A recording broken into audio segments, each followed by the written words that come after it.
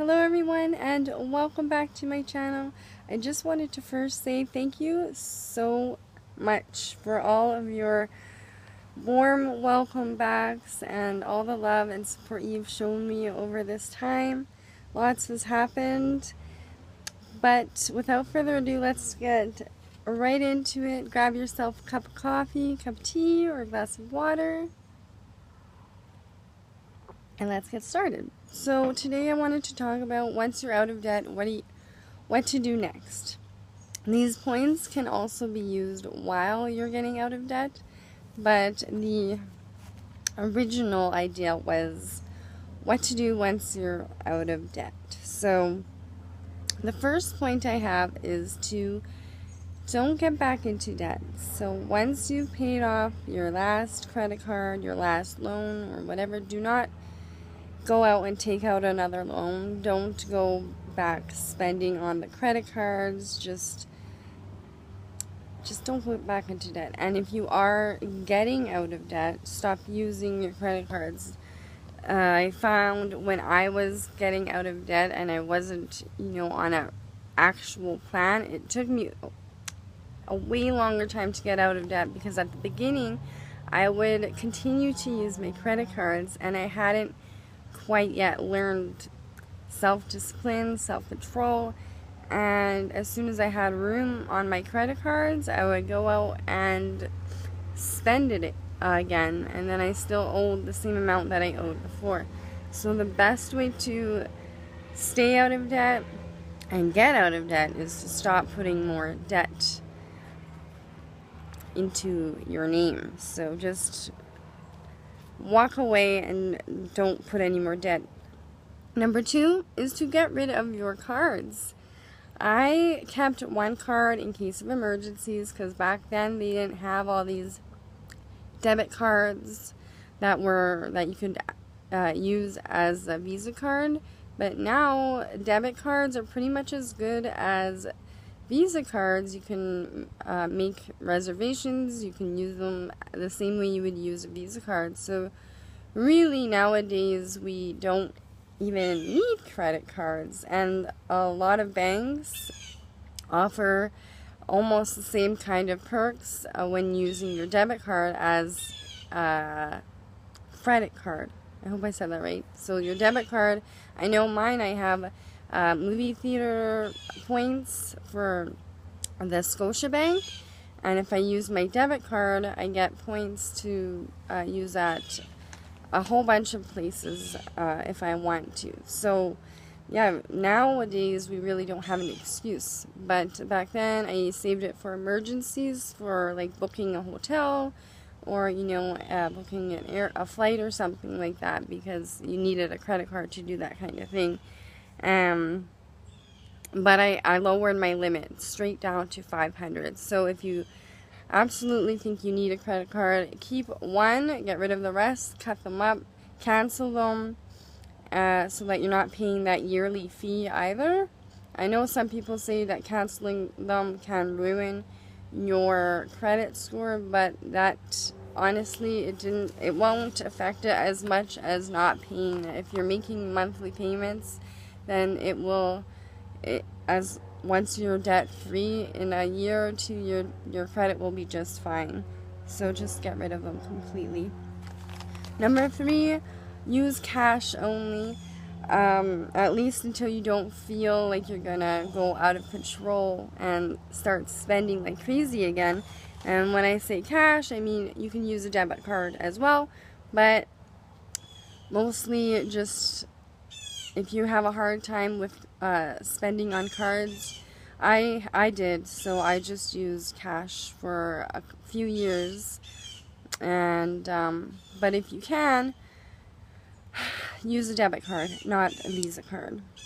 Number 4, put all the money you are now saving into a savings account and start up some sinking funds, and maybe even like some investments, either for your RSPs or for your child's education. But definitely start saving as well. If you are just getting out of debt, you're gonna want to save. If you paid off one debt but you still have more, you still have some extra money from the one. You could, if you don't have a whole lot of savings, I would continue to save that money until you have at least enough covered for some kind of emergency, because like I said, you don't want to use your credit cards anymore. So until you have a little bit of money saved up, then you can use that savings and throw it on to your next debt. Number 5 is, again, to the last point, don't increase your lifestyle just because you have all this extra money now.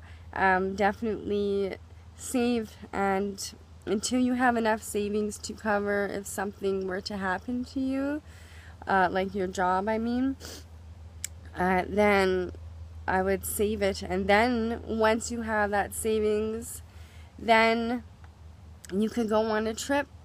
Save, but again, save the money so that you're paying for this trip all cash. Or, you know, if there's something that you absolutely really need, then pay for it all cash. It is such a free feeling to be able to pay cash for things and not have to take out a loan or put it on a credit card.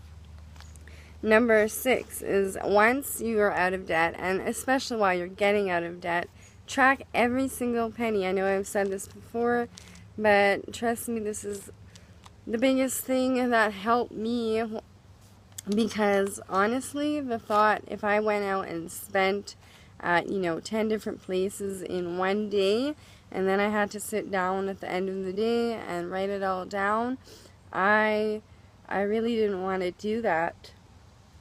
But even if you only spent like 25 cents on, on a candy in a machine, write it down. If you went to the candy store and spent 10 cents, write it down. Once you start having to write things down, you are a lot more aware of where your money is going, and you can see exactly how much you're actually spending.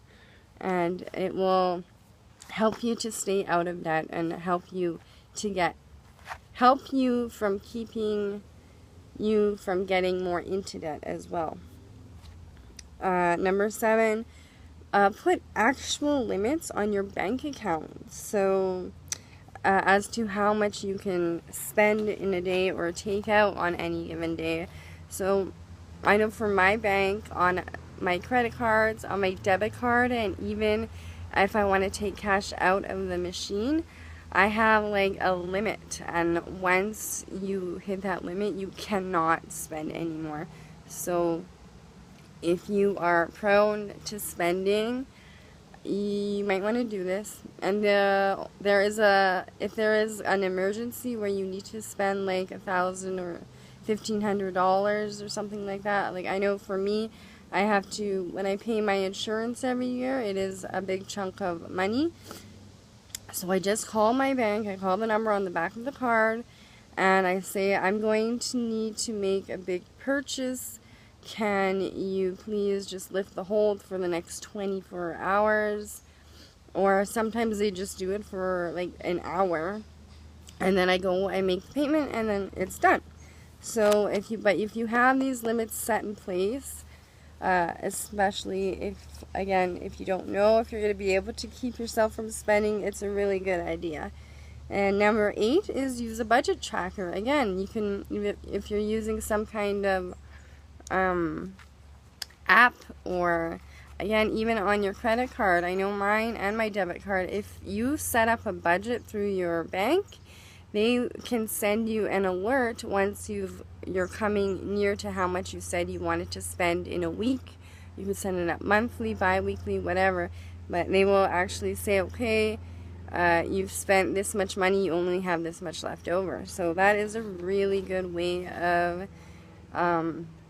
again, keeping track while you're keeping track yourself, but it's a good reminder to have this shown to you, even if you already know where you are.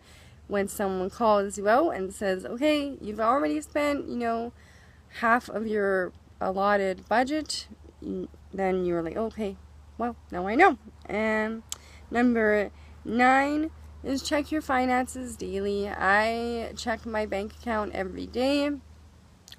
I check because I have a few different savings accounts. I check those every day. The investments are a little bit harder to check, but I do check those every month as well, just to make sure everything is going smoothly. And then also this way, you can see when you're spending money, you can see your thing is going lower, and or like your balance is going lower, and if you're saving money, you'll see your balance getting higher. So again, it's a really good way to keep yourself in check. You know, if I see my balance is getting really small, I'm like, I gotta stop spending, and when it gets higher, I get excited and I want to save more. So it's really, really good to check your finances daily as well. If there's any funny charges on there that you did not do, contact your bank right away, because normally they only allow like maybe 30 days for any discrepancies to be solved. So definitely check every day. Number 10, again, I've been saying this all along, but be prepared for emergencies. If you do not save money for emergencies, they're going to happen. They do, whether you're prepared or not, but they're going to happen, and you're not going to have any money, and you're going to get back into debt. And then you're going to start this whole cycle over again. And it's a really vicious cycle. Believe me, it took me many, many years to get out, but now I'm finally out, and I never want to go back. And the last tip I have is to don't give up. If you mess up a couple times, it's probably going to happen. I know I did. I am not perfect. I am a human being, and I make mistakes. And I really learned a lot on my journey, but now that I can actually stay debt-free, I have a lot more freedom. And but I never gave up. I knew that I didn't want to be in debt forever, and until I grew up and realized what it was that I actually wanted, and what I wanted was to not be in debt. That's when things started going really well for me. So don't give up. You can do it. I believe in you. And that is today's video. I really hope you enjoyed it, and I really look forward to seeing you in the next video. And yes, I am wearing my KISS t-shirt. So I hope you all have a frugabulous day, everyone. And until the next video, I love you. Bye-bye. Thank you so much for watching.